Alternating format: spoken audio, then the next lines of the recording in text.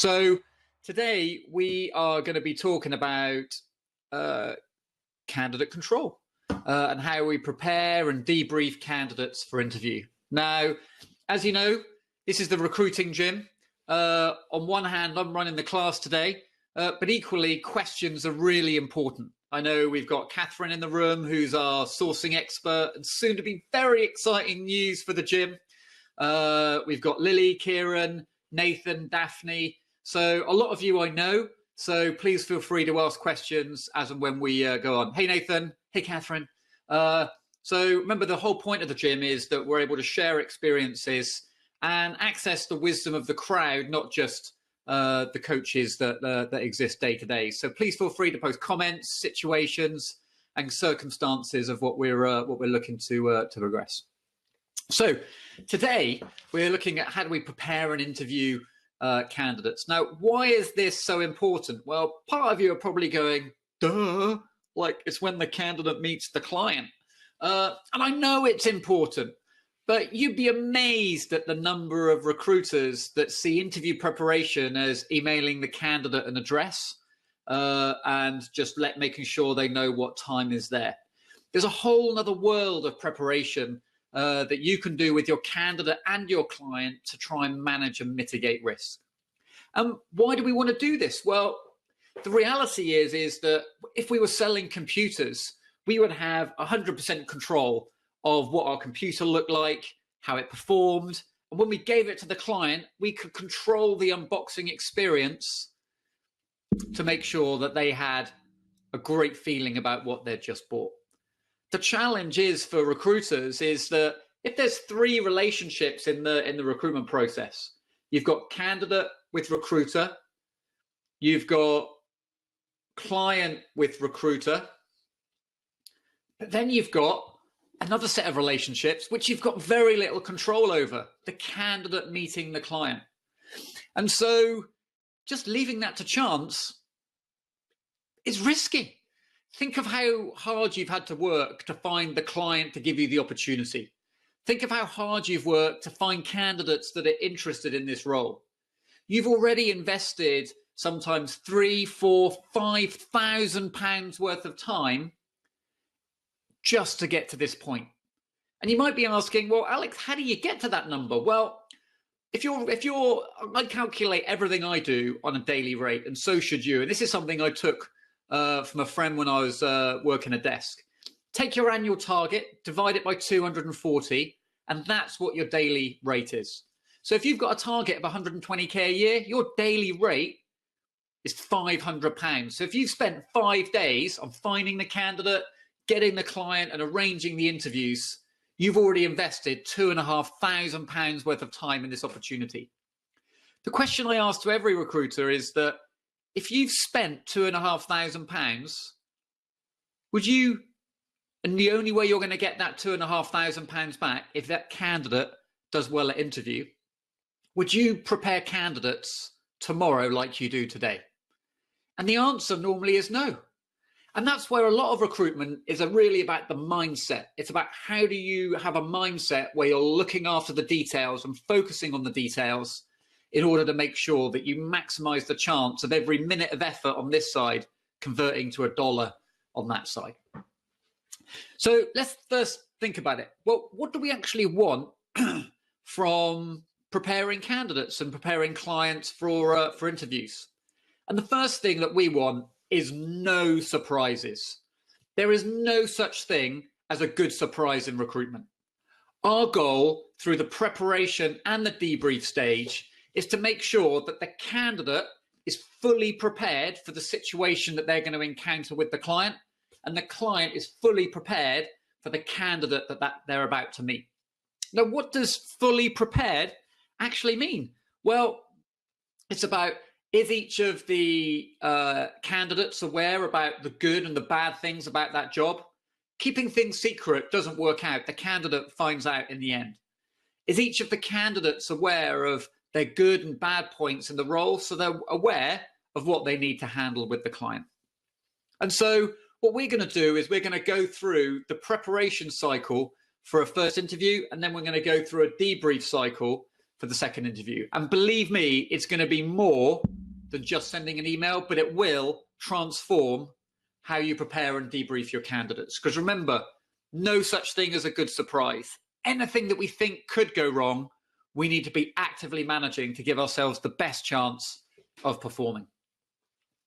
And remember, as I go through this, I'm going to get excited, I'm going to be talking, and I'm going to be sharing ideas with you, but I do have one eye on the chat room. So if you've got a question, feel free to find it in. Or if you think, well, Alex, that sounds great in theory, but what about this situation? Put the question on the chat forum and I'll try and address that situation for you as well. So let's go through it. So the first thing we need to think about is that when we prepare a candidate for an interview, we've got to make sure the candidate is prepared on the following things. Firstly, are they aware of what the job actually involves?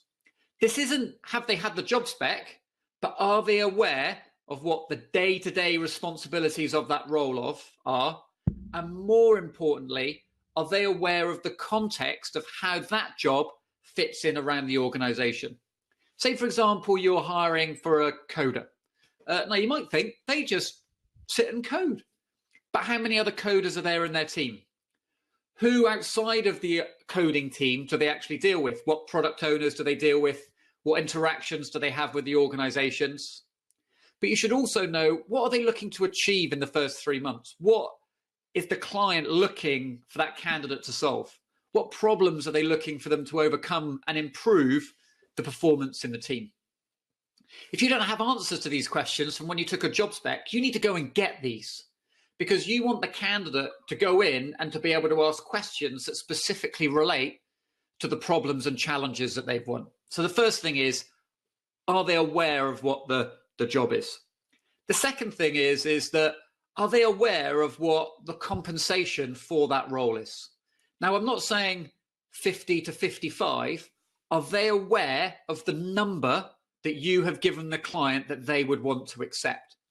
Because often what a recruiter will do is go, well, the candidate's looking for 40, 45, and you go to the candidate, they're paying 40 to 45.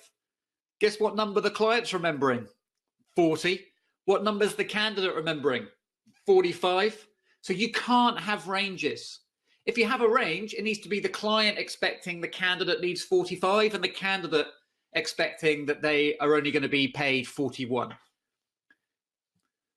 But does a candidate know what they're going to be paid? Now, in the situations where you're hoping the client will be willing to pay a bit more, you need to tell the candidate that. You need to tell the candidate you are right at the top end of what they're willing to pay. So you need to prove why you're worth more money than everybody else.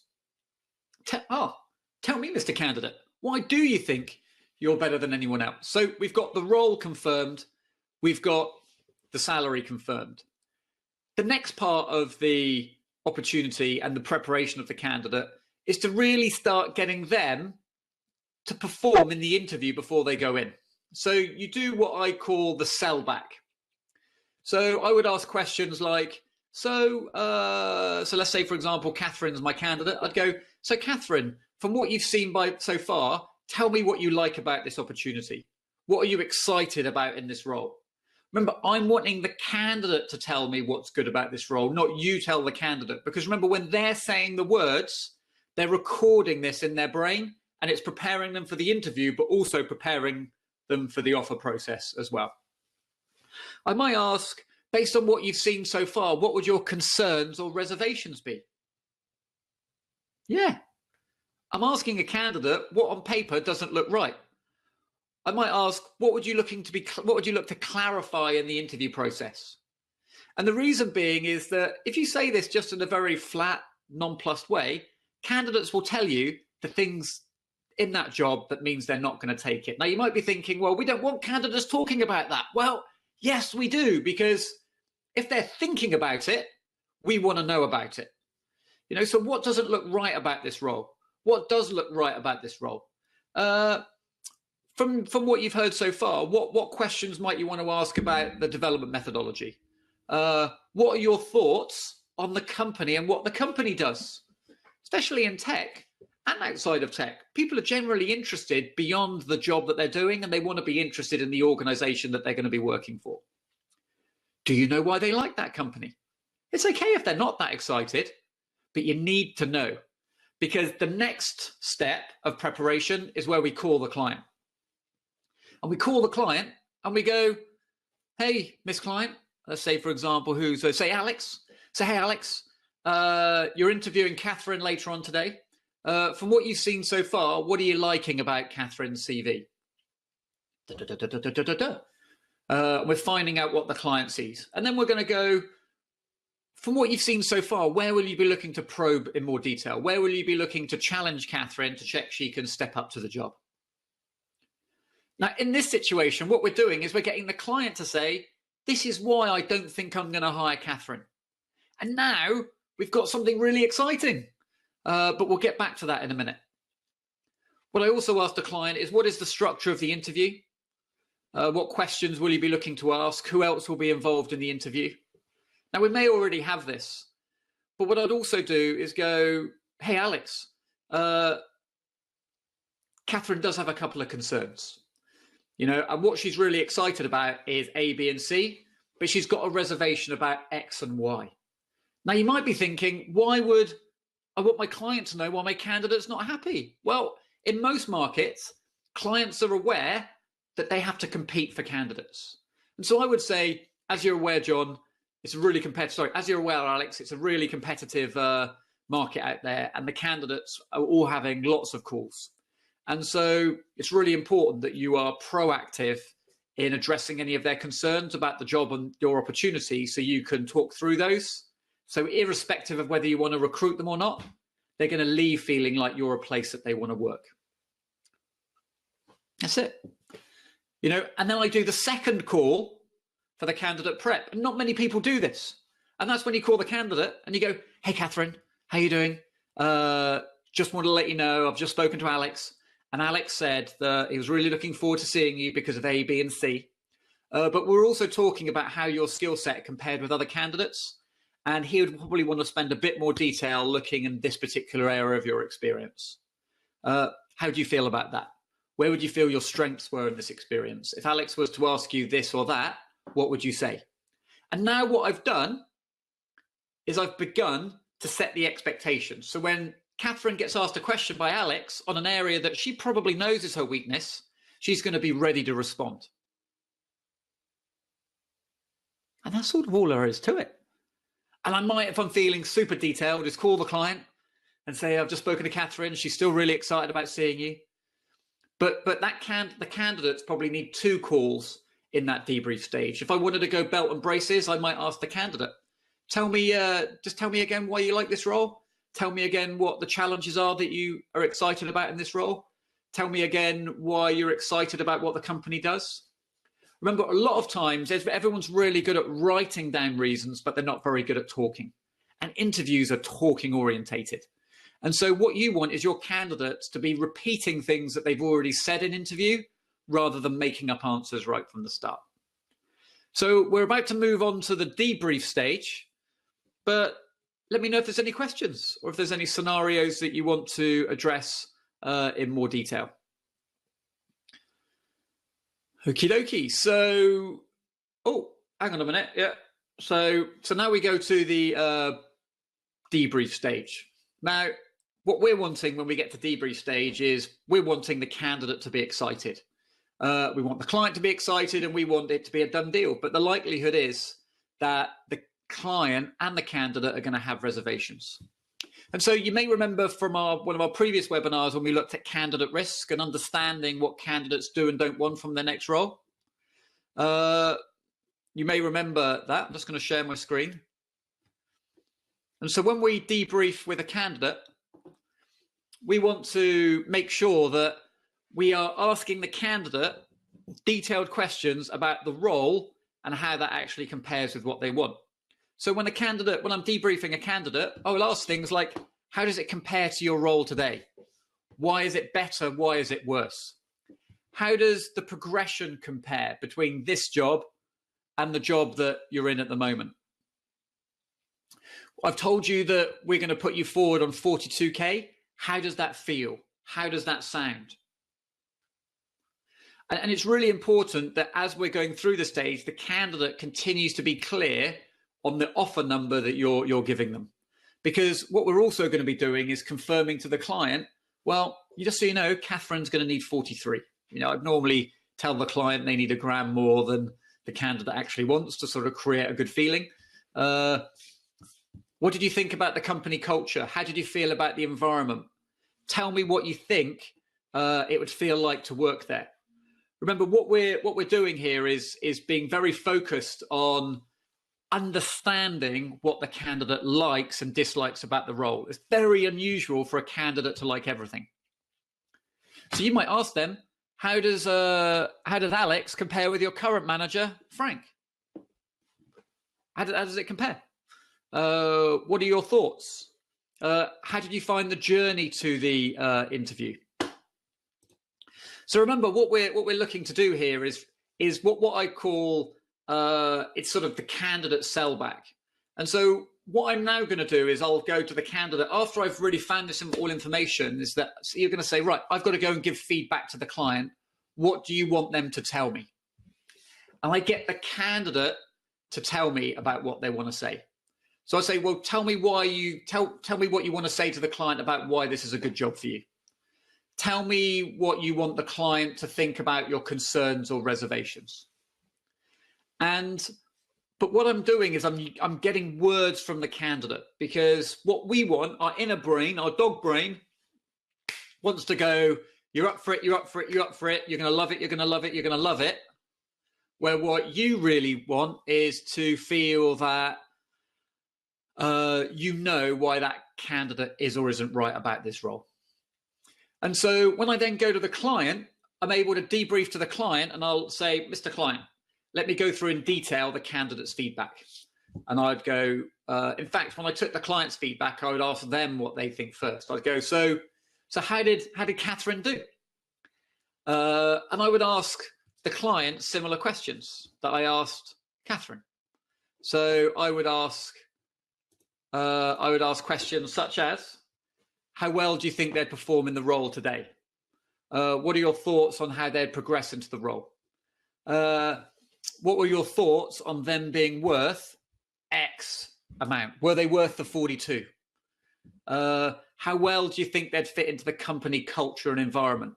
What would your concerns be around that? Maria, you've put a smiley face, or is it an aching face? I'm not sure. Feel free to ask a question, and we can help you out. So, but we want to be going into depth with the client around, right, well, how well did you think you get on with them? What would they be like in your team? How do you think they'd be to manage? What were your thoughts in terms of their level of ambition? And again, what we're trying to do is to try and get into the detail of what the client is liking and disliking. Often mistakes recruiters make is clients go, I love them. And we go, brilliant. But actually, we haven't got the detail we need. Because once we finish that client call, we can then go back to the candidate. And the last thing on the candidate is I'm going to say, Catherine's reservations are this. What would your thoughts be? In the next interview, we'd need to make sure we covered A, B, and C. How do you feel about that? And I'd remind the client that we're a team in helping them attract the best candidates. Okay, we're a team. I'm going to tell them the good and the bad, so we can then manage that to make sure they have the choice of the best candidates they have in the market. I then put the phone down from the client and I call Catherine back up again and I go, Catherine, here's the feedback from the client. Here's where you did well. Here's what they liked about what you did. Here's how they felt you would fit into the team. But if you were to get a second interview, these would be the areas where we'd need to challenge a little bit more. I've also told the client that you have concerns about this and that. Is there any other concerns I should have shared with them? Remember, if we're to be a true independent intermediary, and we can never be truly independent, but if we can try our best to be an objective intermediary in the recruitment process, we've got to have a relationship where candidates can tell us their concerns and we can pass those on to the clients, but clients can share their concerns with us and we share those with the candidate. Because what we're doing is in the one bit of the triangle we can't control. What we're doing is trying to manage the expectations in the relationships we can control. So an example of this is, say, for example, Catherine might be going for an interview, and I might say, well, just so you know, Catherine wasn't born to be a stand-up comedian. She'll come across a little bit shy when you first meet her, but she really warms up as the interview goes on. Now, Catherine may not be as shy as that, but what I've done is I've set an expectation of the client is they're not going to get someone moonwalking in, cracking jokes for a stand-up routine, because often that's what clients might expect. They expect someone to be really fast talking. They expect someone to be confident. And not everyone's like that. But actually, do you really need that skill set if you're hiring a developer, or if you're hiring an assistant accountant, or a purchase ledger clerk, or a credit control clerk? The key to this preparation and debrief is to make sure that when a candidate meets the client, they are aware as much as possible of what the situation they're about to meet. And when the client meets the candidate, they're aware of as much as possible as well. And that's really the key to the art of the interview preparation and debrief. Everyone knows what the role is. Everyone's aware of the type of person they're meeting. Everyone's aware of the compensation. And everyone's aware of the good and the bad aspects of their opportunity that will impact there being a match. Because the more knowledge we have in the open, whilst it does create issues that we've got to manage some of these things, it reduces the likelihood of there being a surprise in the interview room, which normally involves the interview going boom. And if it doesn't go boom in the room, it will at offer stage. And so interview and prepping and debriefing of candidates and clients is so critical. And my only thought to you is that the next time you arrange an interview, think about how much time you've put into that, calculate the value of what you've put into getting to that stage, and ask yourself, are you putting enough effort in to ensure that the amount of money you've put in converts into hard cash in your billing target and pocket? And that's sort of it from today. Hopefully, if anyone's got any questions, they can join us in the gym. This video will be posted later on today, and we can have some more conversations about interview prepping and debriefing. But also, you're welcome to watch it again with your team. For those of you that aren't members, this is what we do in the gym. We have a video, we go away and talk about it, because we're a learning community whereby we help recruiters improve what they do day in, day out, whilst also helping the managers manage their teams, but also hit their targets at the same time. So I hope you're all well. Have a great rest of the week, and start preparing and debriefing your candidates like you've never prepared and debriefed them before. See you soon. Bye.